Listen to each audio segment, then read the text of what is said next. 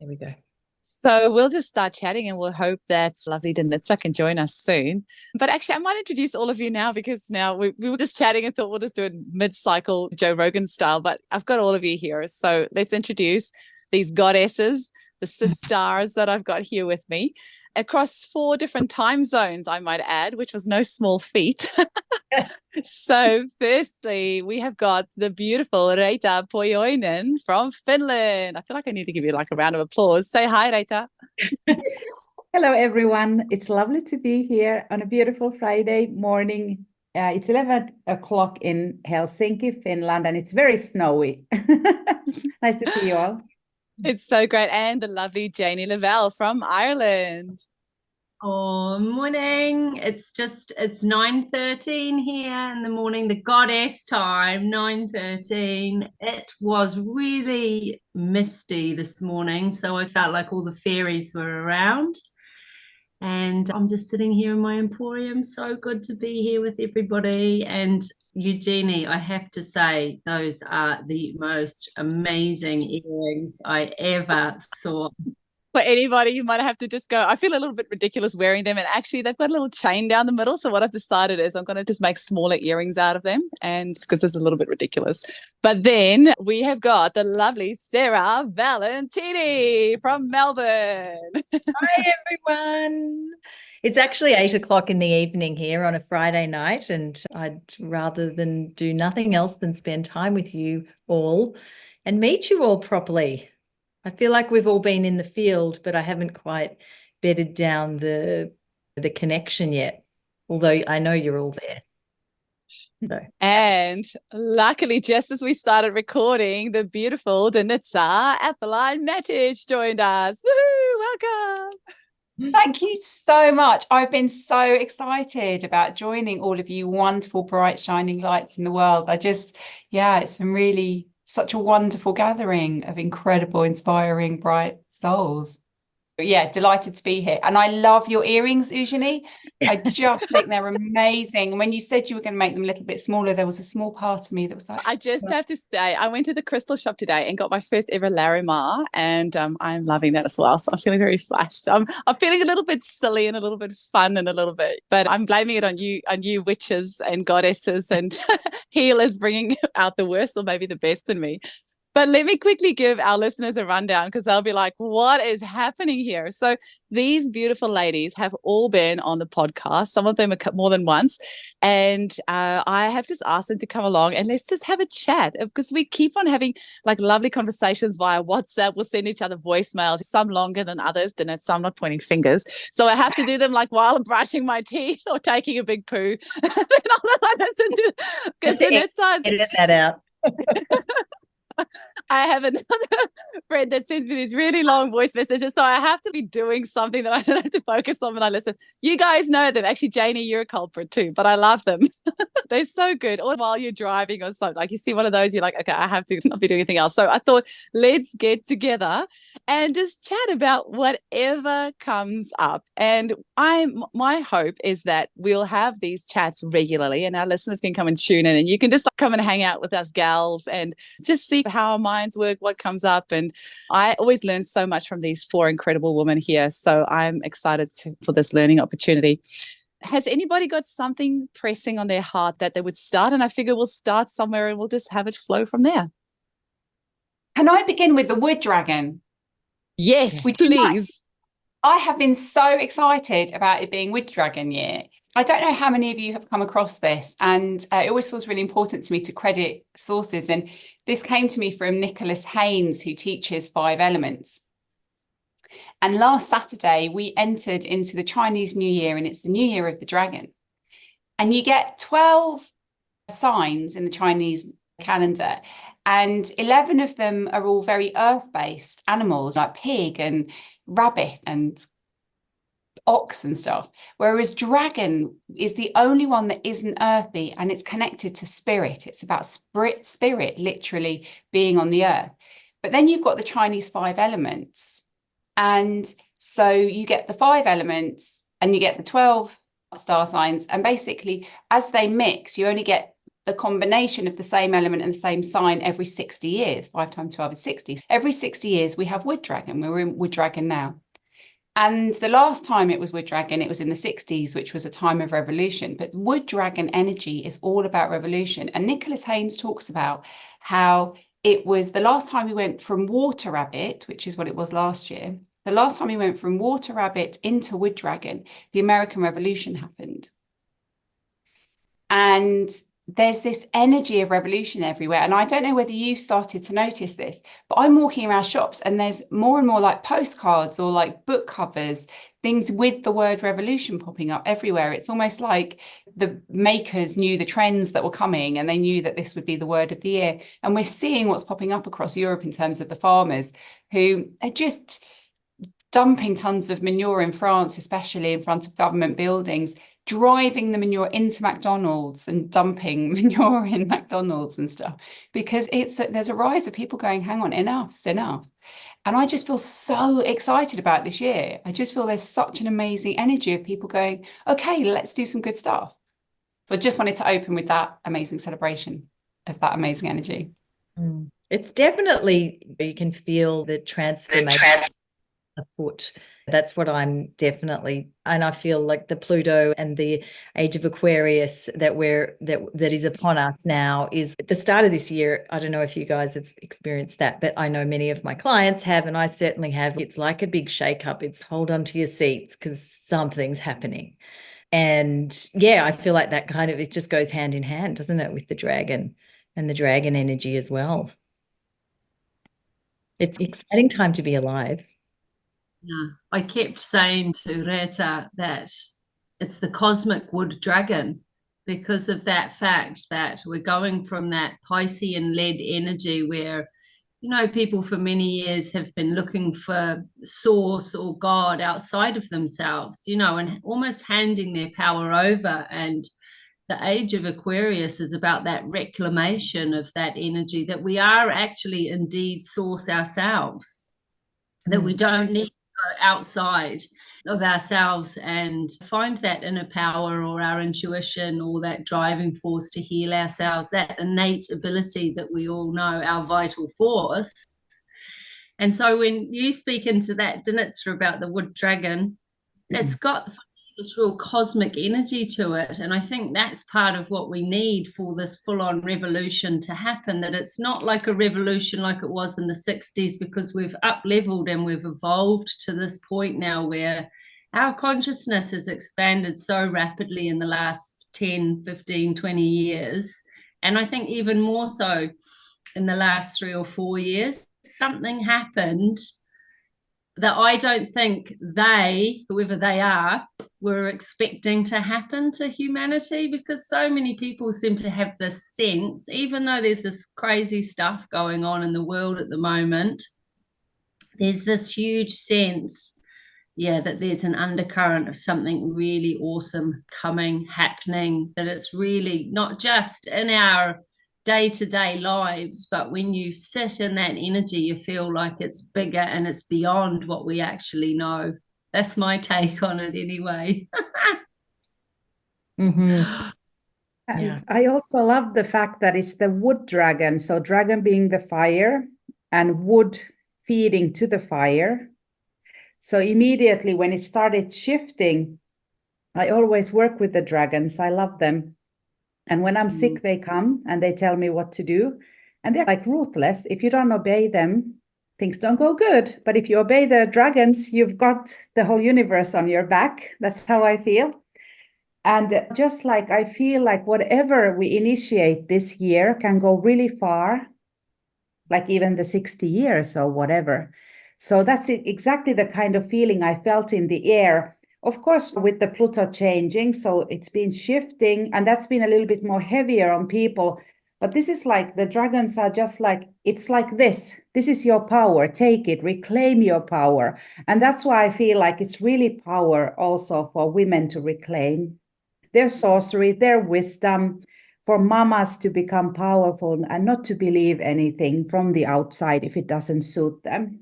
So I think it's really nice that 5 of us are here gathered. I don't know which element we are representing, but let's say we are the 5 elements here working with the dragon, for example.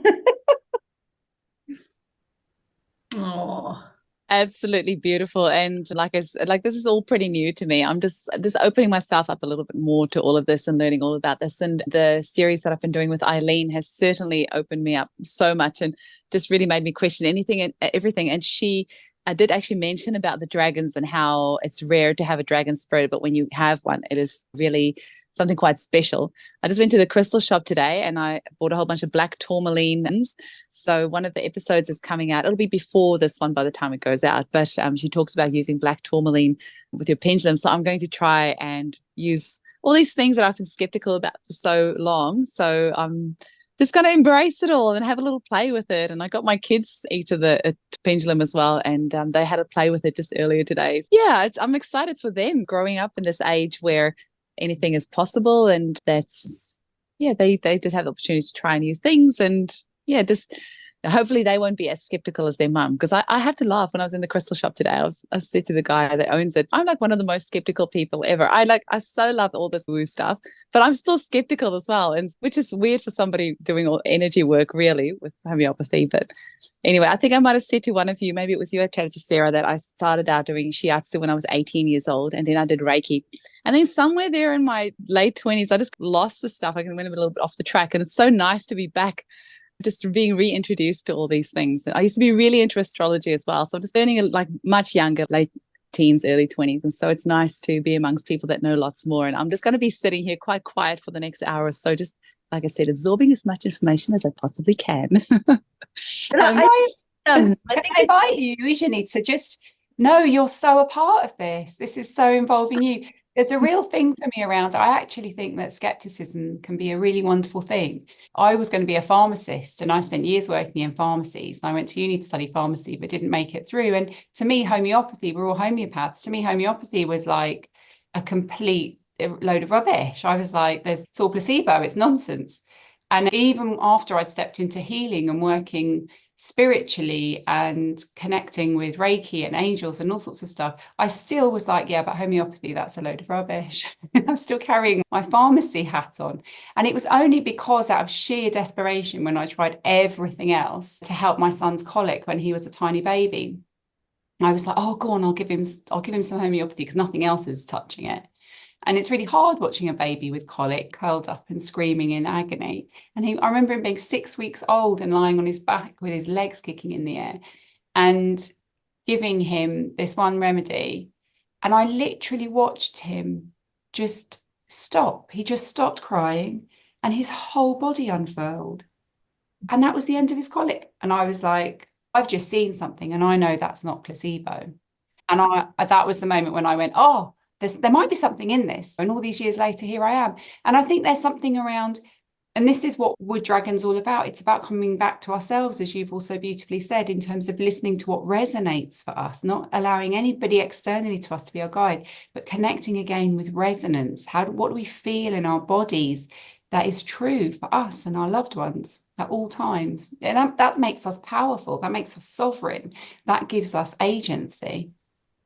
Mm. said. I've just had something, in Afrikaans we say funny, also bias, that means from the ox to the jacket. But same. We have Homeopathy Awareness Week coming the 10th till the 16th of April. And I just really feel we need to do something big this year. And I know I've said to a few different people, what should we do? And one of the things I was thinking is us taking photos of ourselves between the 10th and the 16th, placing homeopathic remedies in waterways or in the soil or on the land. Have any of you done any of that? And have you got any remedy suggestions of what we can do? I feel like it's like prescribing. It's an individual prescription for every place. But maybe there's some universal remedies that we could put in there. I personally think I would love to get in a helicopter and sprinkle strep tilch all over the war zones at the moment, because just to bring back that, to equalize that polarization with hate and love that war is. That's one remedy. Maybe we can come up with a few more. I know that the matrodonals are beautiful, and there's a lot of divine feminine types of remedies. Maybe there's trauma remedies that we can have. Yeah, maybe just for our listeners, do you ladies want to just go around in a circle and just talk about what remedy suggestions you might have for our listeners who might think this is a good idea and who maybe want to individualize it based on their area? If you want to give us some suggestions. I could go with Maria Magdalena. The last remedy we did in south of France was a water remedy for lakes and for Mother Earth. And of course, for places, it could be for war where women are suffering, because it's a very female remedy. And it's got a lot to do with female trauma, with losing children, with miscarriages, and all the lands are carrying that. And we had a beautiful example of one of our students drilling a well, and the water wasn't coming out. And she put the Maria Magdalena there, and there was such an abundance of water the next day. The men drilling couldn't understand what had happened. So that's a good example of how we can bring the abundance, of course, to women and men and the whole, and the Maria Magdalena wound to heal that. And that has to do with the dragon, about being what you are, who you are, being able to be who you are as a woman, for example, without being criticized or judged or put all kinds of labels on. So that would be one idea. Mm-hmm. I want to add to what Reeta said. So when we went on that voyage last year to France, to the cave of Maria Magdalena, or Mary Magdalene as she's called here in Ireland, none of us could foresee what was going to possibly happen in Gaza and Israel. So the more I deepen my journey with that remedy myself, because I do take it frequently and I prescribe it as well in my clinic, it feels like her energy and her frequency and her people rediscovering who she is really popular right now, and has grown in its capacity to reach people from all different places and even non-denominational. I am not religious. Last year when Elise Timmerman suggested that we went to France to make this remedy, I just immediately did a full body yes. I didn't even think about it, and the tickets were booked and the car was hired and we were gone even before I knew what was happening. And part of that remedy has really helped with my own journey, with my own wound, with my mother. So it's a huge remedy for that mother line as well, if there's any issues in your family, for the mother or the grandmother. And I think it speaks into a bigger kind of energy of Mother Earth as well, and for what's happening is so atrocious, and we often feel so like that there's nothing that we can do. And it's helped me just to sit in that space and give unconditional love to everybody, not just what's happened to all the loss and stuff, but also the perpetrators. And that wound has been festering and building. It's since biblical times. This is a really ancient energy that we're dealing with, and it's as horrific as it is, it's allowing it to finally burst, and hopefully that there's some healing in that in some way.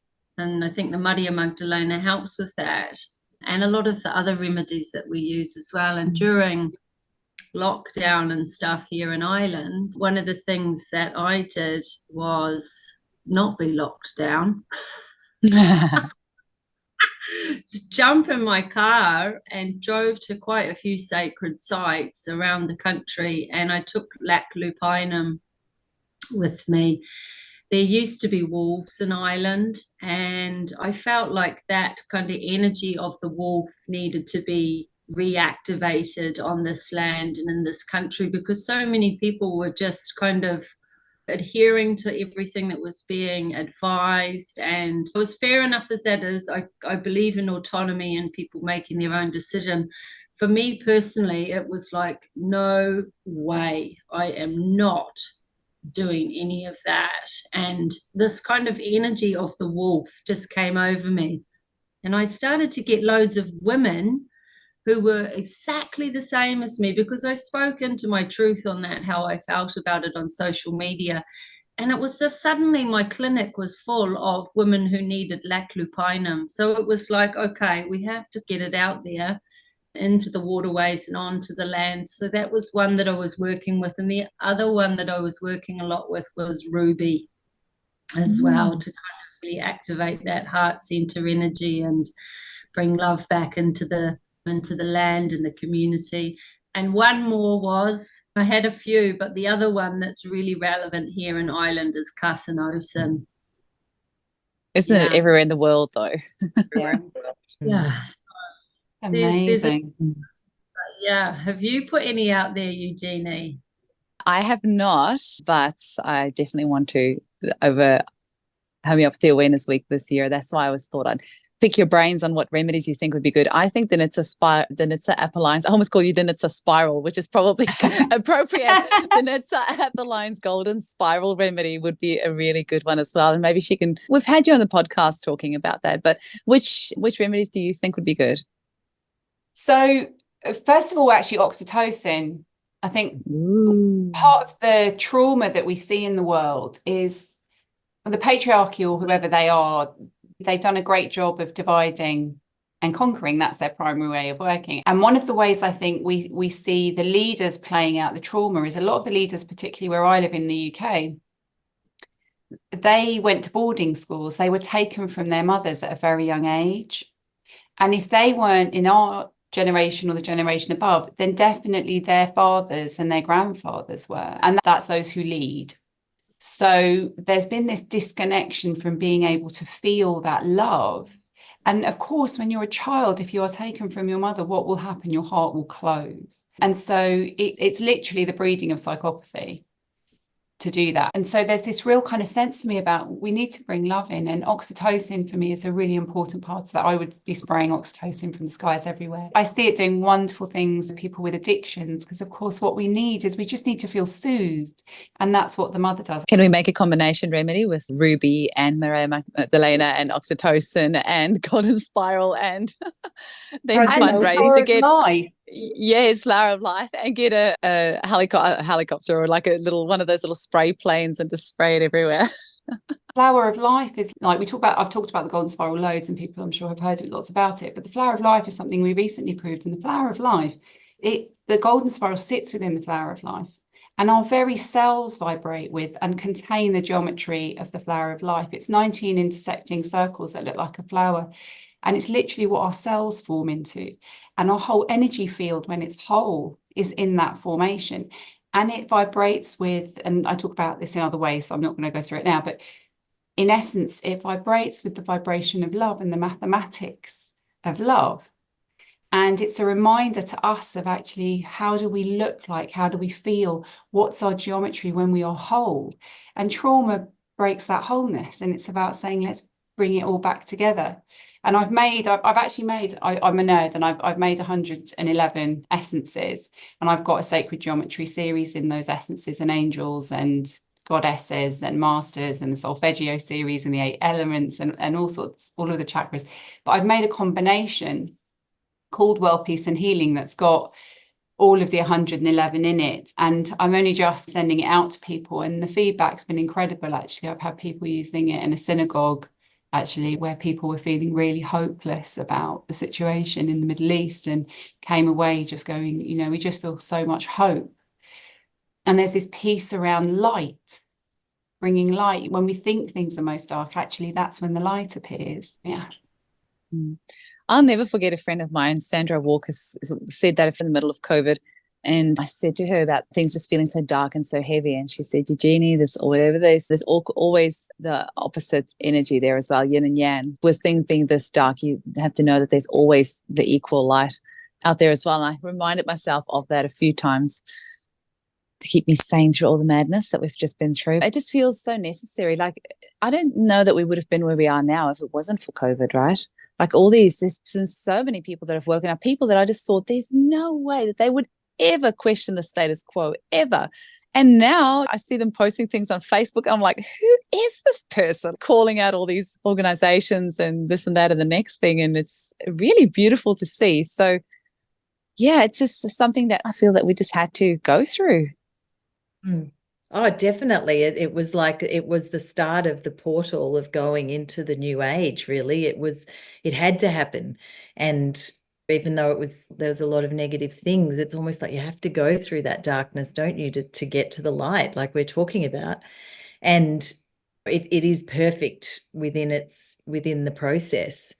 It was like the entry into the age of Aquarius too. It's like almost prepping us, and then everything's going to be thrown up in the air and reformed and land in a different way. And when you were talking before, Eugenie, about you were such a skeptic and all of those things, it's just, and this is the thing, I'm sure you weren't that much of a skeptic, but this is the thing about everything being thrown up and people starting to go, now it's landing here and it looks differently to me now, which is amazing, which is actually super, super exciting for all of that to be reformed, especially as it really embedded in the age of Pisces.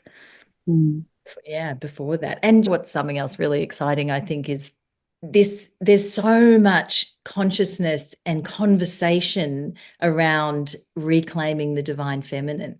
In the last 5 years in particular, like I've never heard it so much as I have, and from so many different sources. And there's this lovely little old lady called Anne Baring who talks a lot about the divine feminine. She's 94 years old and just did another PhD, and she's written a lot of books. She's amazing. I totally recommend people to look her up.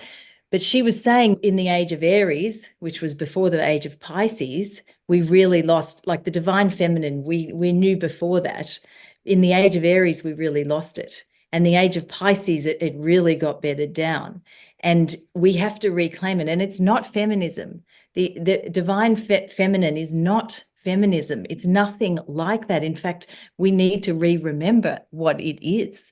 And I feel like the power of women talking about this, and that it's coming like from so many different angles, is like, we're forming it. And maybe in our lifetime, we won't be part of it, but what we will be is part of the forming. Every part of these stages is totally essential. And the part that we're going through, I feel like, is super, super exciting.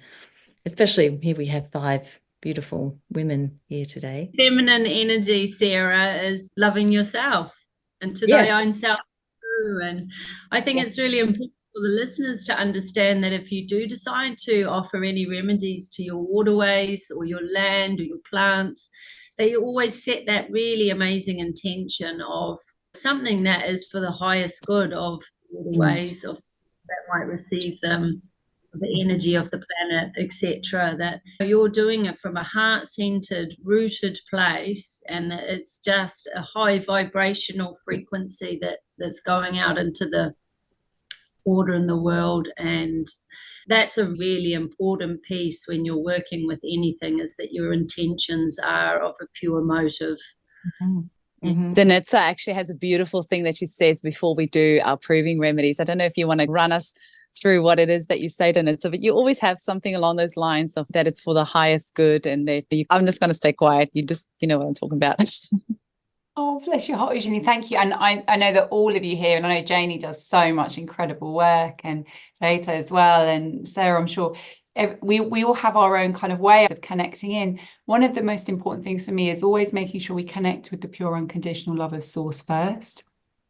And this was something I learned in relation to, if you do shamanic work, for example, or work with other realms, each realm has a condition that can be attached to it. If you do shamanic work, there's an exchange for going into the depths of the journeying. And when we work directly through source first, through the pure unconditional love of source or God or the goddess or the divine mother, whatever we would call that amazing energy from which we all came, when we go there first, there are no conditions. And so it completely clears the way for any other work we do, any of the other realms we connect with, to come through a source space. And so I always set the intention that whatever I do comes first of all through the pure unconditional love of source in the highest and best ways. I call in the homeopathy greats when we're doing the provings as well, to hold the space for us to be able to really experience and receive the highest wisdoms from the remedies that we're proving, so that we can really be in service in the world in the highest and best way. I love that. All of you've got your versions. I'd love to hear everyone else's. Well, while you're on the topic of source, maybe Reeta and Janey can tell us a little bit more about their source school that they're starting, because I know Janey's just been to Finland to hang out with Reeta. Got a few really awesome photos sent through, and I was so jealous that I wasn't there. But we'll all get to meet each other in person in Bali in September. Sarah and I got to meet at the Homeopathic conference last year. She had the unfortunate bad luck of sharing a room with me and me snoring her awake a couple of the nights. Oh. So this time she's having her own room. So Janey and Reeta, do you want to tell us a little bit about your source school and just why you felt it was necessary to create that? Because I haven't had a proper chance to chat with you since you have been to Finland. Okay, I can start because the intention came to me about, when did it come? It's been coming along the years. I have a homeopathy school in Finland that I've run for 10 years. And I like being a scholar. I'm from a very academic family. But then there is this witch or sorceress inside of me. Like when I became a yoga instructor, I never learned because my teacher said, just be quiet. And the more quiet you are, the more you learn. So that's the same way I was as a mother. I never listened to the outside, but I listened to my source.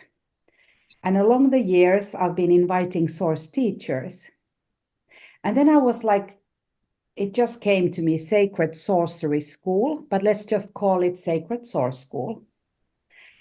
And then I reached out to a few people. It didn't feel correct. And then Janey was visiting Finland, and then we were I picked her up from the airport and I said to her, what do you think about Sacred Sorcery School? And it was an immediate yes. And the idea is like no diplomas, no credentials. Everybody is ready already. And we are remembering all the modalities. It's, of course, we're using homeopathy. It's a master modality, like fully. But then there is shiatsu, there is sacred frequencies, there is tuning in, there is shamanism, there is all the things that we've done all our lives and lives before. So we want to remember them and bring them onto ladies to empower them and let them use their own remedies and let them use their own medicine and remember the sorceresses they are. Because I also think that this time, especially the year of the dragon, is a time to remember, and it's a time to reclaim your medicine, not like going out to someone to ask, but actually going deep inside to find out. So that was like the initiative. And of course, then with lovely Janey, with our beautiful Gemini minds, it's been evolving and it's been birthing itself, and it still is. And how do you feel, Janey?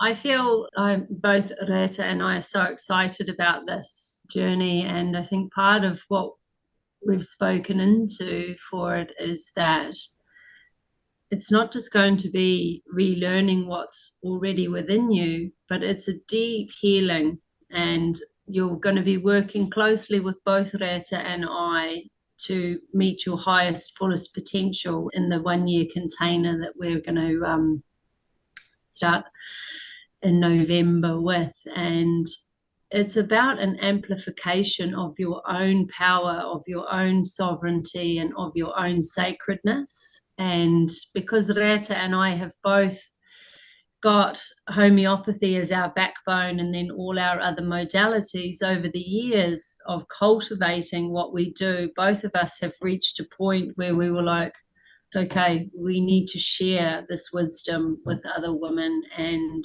really help them to reach their fullest potential. So it's about stepping into who you are fully. And Reeta and I want to guide you through that from a mystical, sacred, source-infused, open-led learning, because each of us show up with our own medicine. And one of the things that we've spoken into already is that so many women are on the periphery, and it's about bringing them right back into their center and really allowing them to stand in their power fully, speak their truth, and do that in a way that is heart-centered and from source. And knowing that they are source, that we don't have to keep like looking outside of ourselves, or, oh, hang on, I've got to check in with my guides. You are the guide, and each lesson or container is focused on a particular aspect of ourselves. Of course, we want to start in the root chakra in Muladhara, and that first container and that first weekend is going to be here in Ireland, and that's going to be hugely activating because we're going to do everybody's on that weekend, and it is based in the Reiki system, but it's been modified for Sacred Source School system. So there's going to be some really incredible awakenings and activations on that weekend. And one of the things that Reeta and I have spoken into deeply about this is keeping that energy stabilized. So that's so important, because if we're not stabilized and anchored, then we're just all over the place. And Reeta and I know deeply about that because we're both air signs. A lot of our energy is very high, and to anchor ourselves, sometimes it takes a little bit more work for us being air signs. But all that knowledge that both of us have learned, we want to share with other women. And it's going to be unorthodox. It's going to be unruly. It's going to be wild. I wouldn't expect anything less of the two of you. Seriously. I think Reeta knows for many years she has been hard governed by the systems and the institutions, and they all have their place, of course. But we are two women who really struggle with being put into a box or being told actually what to do and how to do things, when we've both landed on this earth with this innate wisdom, already knowing. We've never had to think, oh, I can't do that because I need this X, Y, and Z. It's just like, let's do it. We're just going to go for it. And yeah, Source School has birthed itself as well, because both of us have always been seeking that divine kind of partnership for our work. And when we've met each other now, it's been like an ancient soul, you know, has, isn't it, Reeta, that we've known each other for lifetime? Oh. It's really helped. What we've both had a vision for a long time on our own. And then when we've met, it's gone, okay, two minds is better than one, two hearts is better than one. It's like she's my wing woman, I'm her wing woman, and we've just been able to pull so much more out of the ether to gift what's divinely everybody's birthright on this planet. So it's really exciting. I've made this amazing. I've been doing collage because I'm really into the design side of things. And I've been doing making collage for the artwork for the website, which is in the process of also birthing and stuff. And I said to Reeta in Finland the other week, I said, what style will we go for? And she just looked at me, and we just both said the same thing at the same time for the style, that we really both love Art Nouveau and French Art Nouveau, and so that's what we're going for with the style for the website. And there's got to be feathers in there somewhere, surely. Loads of feathers, Eugene. Us bird ladies, definitely. And I think the things we really want to gift back to women, and Danica really starting to bring this into kind of the psyche of humanity again, as well as Reeta's been doing it for years and years. And I think it's hugely part of our medicine as homeopaths, is that when you triturate a remedy, something unbelievable happens. Like, it is a whole nother experience, and that pestle and mortar are like part of our toolkit for sure. Yeah. Quick question, you know how you have just triturated those feathers, how, because we've got that emu over here, and actually you've got emu feather as well. Did you end up triturating that one as well? No, parrot. But can we do like a emu trituration like via Zoom together? It's going to be tricky because there's literally like one or 2 hours that our time zones line up. But 8 p.m. for poor Sarah, and what's it, 11 for you, Reeta? 9 for you, Dinitz, and what's it, 5 p.m. here for me. But that emu feather just is sitting on my desk, and I'm just like either going to turn it into earrings or triturate it. A little bit of both, because you only ever need a tiny little bit to triturate. But that's what And I was going to even ask. Would I just break a tiny little bit off and then put it in the milk sugar and then triturate it? Yeah. Can I just can I just post you some Dinitza, and then we all get, and you as well, Sarah, and we all like triturate emu together? Because it blows my mind the fact that I don't know what it's called. Is it the spine of the feather or whatever? What's that middle part called? Whatever that middle. You just scrape a little bit off the end of that where it actually would put itself into the bird's body. You scrape a little bit off that and you trim a little bit off the feather. Like with the emu feather, that it's got the 2 parts. When I posted you that feather, Janey, you would have been able to. Oh, sorry, I sent it to you later. There's something that fascinates the hell out of me, that this is the only feather in the world that's got these 2 spines that go out. And something in me that's a little bit scared of triturating that. I don't know why. But maybe that's the split part, or it's something that I think it's going to be pretty amazing. But you ladies are still high on parrot energy after triturating. Yes, it was quite a trip, and we got Declan Hammond from Ireland to join us. It was I'm so jealous. I don't even want to hear this. But because Finland is striking all the time, we had to have him come a little bit earlier, or the parrot wanted him to join, which was, of course, fantastic. And back to the source school, one of the things is really triturations and the source remedies that we've been working along the year. And there's 2 structures. There's no structures, but there's many structures. But one is the Celtic wheel that we start on Samhain. We start with the new year. And another one is astrology, or actually Gnostic astrosophy, which has many of these remedies. For example, on purpose, we did the parrot because it's about divine partnership. Intentionally, we are using these 2 maps, at least. I call them the golden compasses. And of course, looking at the ladies who come, their charts, and helping them to be the best versions of themselves, soulfully, and so on. And what the parrot, thank you so much for bringing it to Finland. I all the time thought that it was actually from Australia, until Declan said this is a South American bird. I was a little bit confused because it was on the opposite side. But then when everything landed, we knew why Declan, with his plant medicine, was there with the parrot, with Arauna, which I always have a difficulty to say. And that was all about speaking your own truth, like Aramakao, reclaiming your own truth.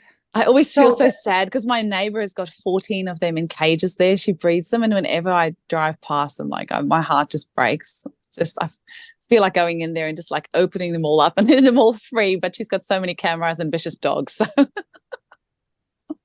But we were actually led to a flower shop that sells parrots, but not real parrots. And the guy told us that you cannot take parrots from the wild. He used to have a bird shop also, of course. He was like a kind of oracle. So all the parrots that are around, they are bred, because if you take one from the wild, they will die. So if that helps you in any way. Yeah, maybe a little bit. Yeah, I know it's not nice. It's better that she has 14 than 1, because they're birds that love to be together in their tribe and stuff. And that really came through in the trituration, that we all started like getting really high. There was a real oxytocin kind of energy coming to the bowl. And by the time we got to C5, it was like this cauldron of love. Everybody was just all soft, and we didn't want the thing to end. It was like 2 a.m. We were saying, oh, we should go home. Oh, but let's do some more. And see, this is the skeptical part of me that's going, whenever you and Reeta are together, you're going to be feeling exactly that anyway. So. Not with the Corvus Corax. That was pretty dark. The Raven was like dark night of the soul for me for about 8 weeks. It's one of the things people don't realize, I think, when proving remedies or making new remedies, when you go into proper proving, like sometimes you get that intuitively, you receive the information intuitively. I think that's what happens most of the time.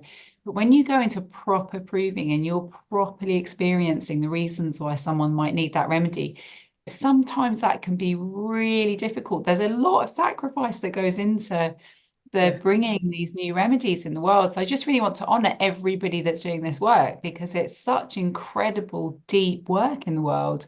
True service. It really Absolutely. honestly, I cannot imagine the possibility of what your body and mind is going to express when you're working with an energetic substance on the level that we do. And I've done a good few provings now, and the raven has always been a close consort of mine. I've worked with that bird for years and years, and I will know that remedy for the rest of my life. I will never ever forget that remedy now.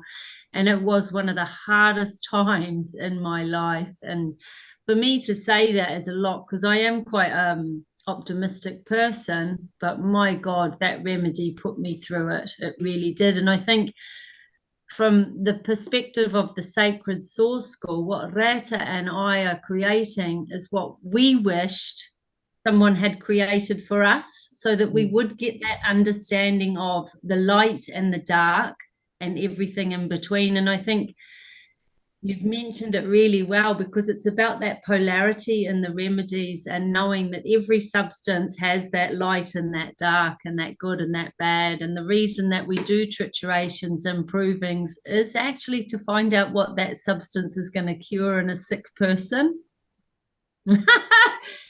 So I know now with Raven that it was just the most despairing, dark energy for any mother out there who's struggling and just feels like they can't go on. It's like beyond, where your life is actually all right, but you just cannot cope at all. Thing is just weighing you down. It's literally every day that I drove from my home to work, I was like, I just want to drive this car off a cliff. Wow. It was so heavy going, and I knew I couldn't. It wasn't like I was going to act on that thought, but that's how dark I was. I knew I had to be responsible for my family. I knew I had to keep going for my kids. I knew I had clients to support. And it was so weird, because part of me didn't realize that was the proving. Is that kind of like an adamas? Sarah was talking about adamas the other day. Would that be similar? Remedy made from diamond? No, I wouldn't say so. I would say the energy of the corvus, because I didn't have a similar feeling with it, because it's a death remedy. It's looking at your shadows, and it's going like the shaman goes underworld. It's going underworld as far as you can go. And it depends what your relationship with death is. At the moment I did it, I loved death, because my son went, and it was really like close for me. So it was just like a death helper for me. It was like Morgana holding my hand and telling me I'm beautiful and I can do it. So it was a very empowering remedy for me. But I had it like 10 years earlier. So I knew the remedy. I had been prescribed Corvus Corax for other things. That was a dark space. But it's a power remedy. In the Omega Astrosophy that I do, it's the magician. So when you want things to quickly shift and change, you need to be ready for that. It's like the dragon. It's very similar. It really does push you and stop you into a dark spot. In that way, gems, yes, because it's a space of hopelessness inside the earth. But this is more like a shamanistic. I would say Morgana is very close, if you know the mythical, or you go into Hades. It's death itself that you face and look at that. So it is big, it's powerful. It was that kind of knowing that if I wanted to move through that remedy, because I spoke to my homeopath and she was like, let's antidote it. And I said, no, I have to go through this. I have to go through this. And so I contacted Liz Norman, who's my astrologer. Oh, Liz works with Jeremy and Camilla, hey? Yeah, she's their right-hand woman, and she looked at my chart and she was like, oh my God, Janey, I can't believe this. You're exactly where you're meant to be. But she said, I'm really sorry to tell you, if you want to get through this, you're going to have to go right to the back of the cave, into the darkest place in your soul. And if you don't go there, you're not going to find your gold.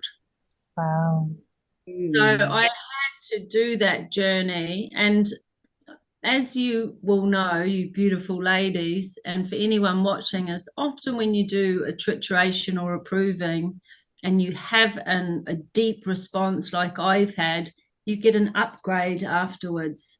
And that's what happened for me. It was like exactly what Reeta is saying. There was a part of me that I had to let go of in that proving, in the trituration. And when I eventually did come out the other side, I went to Finland and we did the trituration of Heliartis albacilla, of the sea eagle. And then that was like, pulled me up that vertical axis, our Sushumna, our rainbow bridge, our spine, and allowed me then to witness the medicine of Corvus Corax from a different altitude. It's really interesting to see as well how you get that kind of, when you're doing provings or when you're making remedies or when you're triturating, there's a sequence. And I've only just seen that relatively recently, but it's amazing to watch how one remedy follows another. And it's a beautiful thing to see. When I was making petrified sequoia, which is from sequoia trees that were basically petrified by volcanoes 17 to 20 million years ago. So it goes back to before humanity, and it literally presses a reset on trauma, on ancestral trauma, on what we inherit. And it was found by Melissa Asselin to be when she made an essence of it, to be an ancestral curse breaker. And when I went to get a tiny piece to make the remedy from, and I was in Greece on Lesbos, and it was a 17-hour round trip for me to be able to get some. And over 2 ferries, and it was just this massive journey, driving on the other side of the road for me, because I come from the UK and we drive on the left, and of course on the continent everyone drives on the right. And I had done the whole thing completely fine until the last half an hour of that 17-hour trip, and I missed a turning on the sat nav to get back to mine, where I was staying. And I never think anything's an accident anymore. I think everything's obviously divinely guided. But I had this incredible experience of, as soon as I was redirected by the sat nav, and it redirected me onto what looked like a road. And as soon as I stepped onto it, I realized it wasn't actually a road. It was a dirt track, and it was literally down a mountain. It was like literally half a mile down a mountain, and there was no way I could go backwards at this point. And it was 11 o'clock at night, pitch dark, out of season, nobody around, terrifying. And I just knew that there was only one way, and it was down. And it was half a mile down this mountain in the pitch dark. Luckily, there were bushes that I think held the car, but it was terrifying. And I remember thinking at the time, I actually would have thought I was going to die had I not known that I am still here to do work. And that was the only thing that was keeping me going. I was like, I know this isn't my time to die because I've still got work to do. So it was keeping me going. But I went into a proper aconite state. I was in proper panic. And when I got to the bottom, the weirdest thing happened, where just as I saw the road, and my heart lifted, and I was, oh my God, there's the road, the main road. There was a tiny dip where the dirt track met the road, and the nose of the car just went straight into the dip. So I couldn't make it onto the road. And by this point I was broken. I just got out of the car. I wasn't crying, but I was in a state of complete shock. I just was like, I don't know what to do. I couldn't think. I couldn't work out how to call the rental car guy. I was like, oh. And this couple stopped, and they were amazing. This guy just was like, do you know the number of the rental car guy? I was like, I don't know anything right now. I don't know. And he found it, phoned the rental car guy, who was amazing. He said, I'll be there in 20 minutes. And then the most amazing series of things happened, where one, out of season, pitch dark, no one's phoned the police. And 2 police cars drove literally in front of me, and they crossed right in front of me, one going in one direction, one going in the other. 2 police cars like this. I was like, wow, that's something. And they both stopped, pulled over. The 2 police officers in each car got out. There were 4 police officers, and another car stopped. And by the time the rental car guy got there were about 8 men. And they reversed. The rental car guy got in the car, and he just slightly reversed it enough that the other 8 men could literally lift the car while the engine was running and lift it onto the road. And there wasn't even literally, I was like, there goes my deposit. And it literally, there was this tiny scratch on the bumper. But 2 things emerged from that was really interesting for me, which was, first of all, once I'd calmed down enough that I could say this, I spoke to Hilary Hampel, who's in our provings group, who made the suggestion that I do this. And I phoned her up going, is there anything I need to know about this remedy? I thought I was going to die tonight. And she was brilliant. And she was like, no, I think you're going to be all right. I think that's been your journey. But when I realized what that was about for me, was my family came from Serbia. And after the First World War, basically when Yugoslavia was invaded by Austro-Hungary and Germany, and I think it was Romania, but it got invaded on all 3 sides, and basically it was winter time, but they had to retreat. It was a case of stay and die or retreat. And so basically the Serbs fled, or the Yugoslavs fled, as it was, and it was winter time, and the only place they could go was over the Black Mountains of Montenegro and the Golgoth Mountains of Albania in the winter. So it was like at the Misty Mountains scene, and everybody knew that at least that half the people would die, but the thinking was half the people will live. And so basically they all came down a mountain thinking they were going to die, and then they were rescued by the Greeks, because they then went to Corfu and were refugees in Corfu. So I literally felt like I did a mini reenaction of that trauma that sits in all of the ancestry of Serbian people, of coming down this mountain thinking you're going to die and then being rescued by the Greeks. But then the next day, I was in this kind of massive aconite state, and I happened to have aconite telem, which is another story about how I randomly happened to have it. Didn't touch the sides with my shock reaction. And the next day, I was given the guidance. So now get in the car, drive, and go find some mastic gum trees. And mastic gum was the next remedy that came out after petrified sequoia that we made improved. And I was like, I can't get in the car. I'm not driving anywhere. But just this little nudge kept saying, no, come on, get in the car, go, you're going to be fine. And I went and found some mastic gum trees, and I just lay on the ground, and I put my bare feet up against the bark of a tree. And literally it was like the tree just took all of the anxiety and the terror that I had felt. It literally just went. And one of the things we found with mastic gum was that it's a balm. It repairs everything that needs repairing physically, mentally, emotionally, and spiritually. And so where petrified sequoia does this piece around healing trauma going back through time, then you get that, and then you repair what's been done. And we've been following this journey of the other remedies that have come since then. And they all follow this incredible sequence. And that's something that I find amazing, that once you're in this journey of working with remedies in this way, they're in charge. We're not in charge. We think we're like, oh, we'll do this and we'll do this. And no, we're just channels for what wants to be brought through. I just have to say how funny it was as well, that when I called Danica and said, I want to make a remedy from the music of Coldplay. And she was like, oh my gosh, Janey, you won't believe this. I'm just going to make the Flower of Life. And there's one of the Coldplay albums has got the Flower of Life on the album cover. That was quite cool as well. Thank you so much for sharing that, Danica. You shared that story on the podcast, but hearing it the second time, it's just, I'm there with you, like just thinking of everything that you've gone through, and just like mind is completely blown. I quickly just want to ask. Greece after those 2 provings. I was obsessed with Greece. I was like, I have to go there. We were looking at booking our holiday there. I started buying Greek olive oil. It was.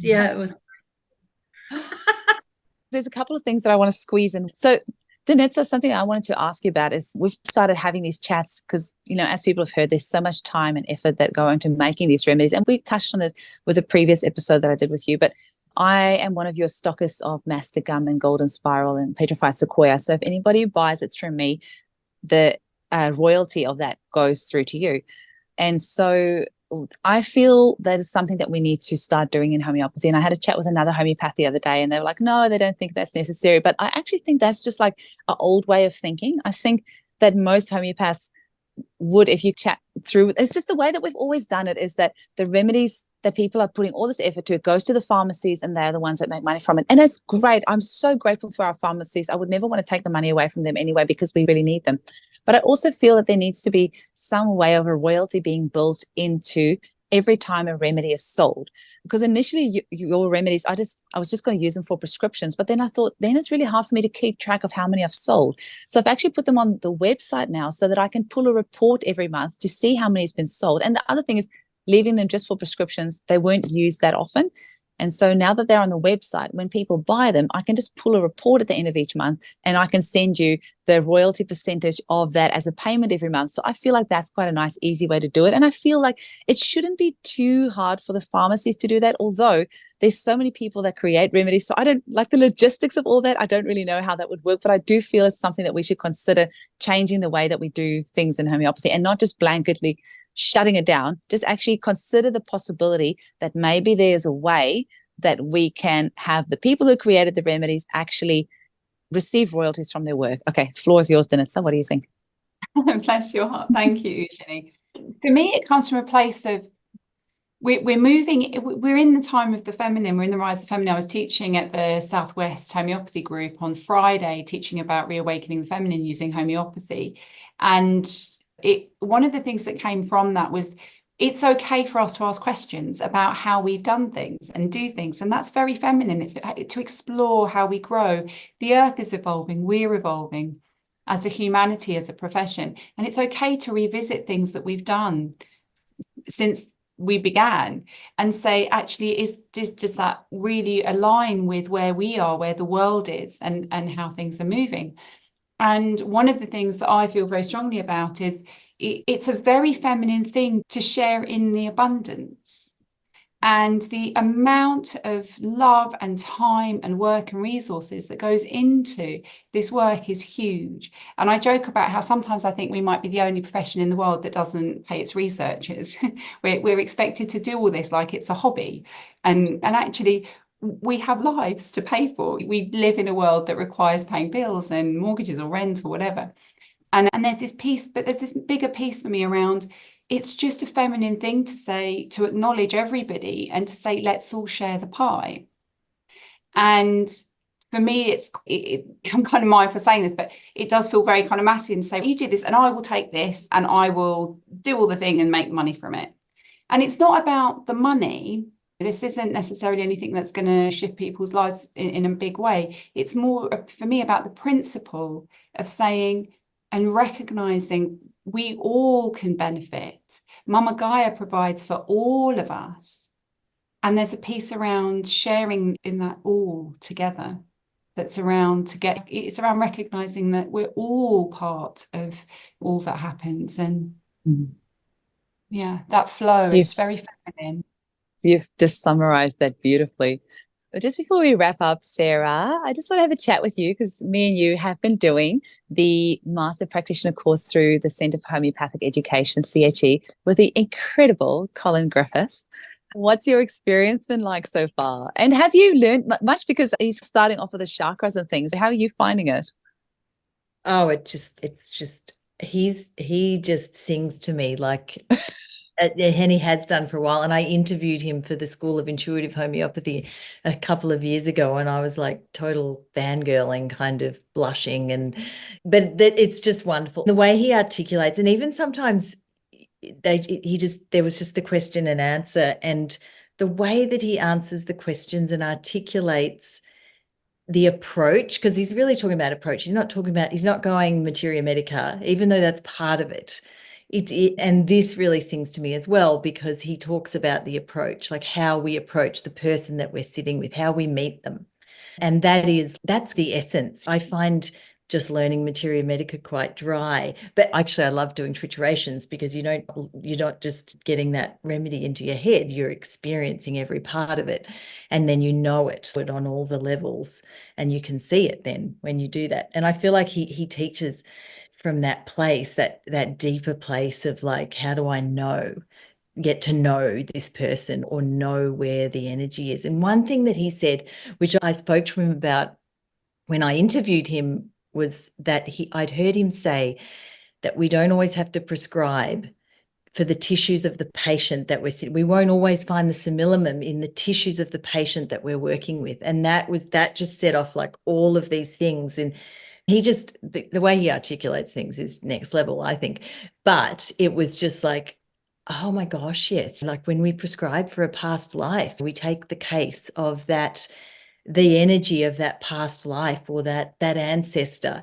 And I work like that so much. And so it's like everything kind of clicks in when he speaks about those things. But he's mentioned that a number of times in the course too, which I was just like, because when I said it to him in the interview, I said, I pulled out the line and I read it to him and he was like, oh, did I say that? I was like, yes, you totally said that.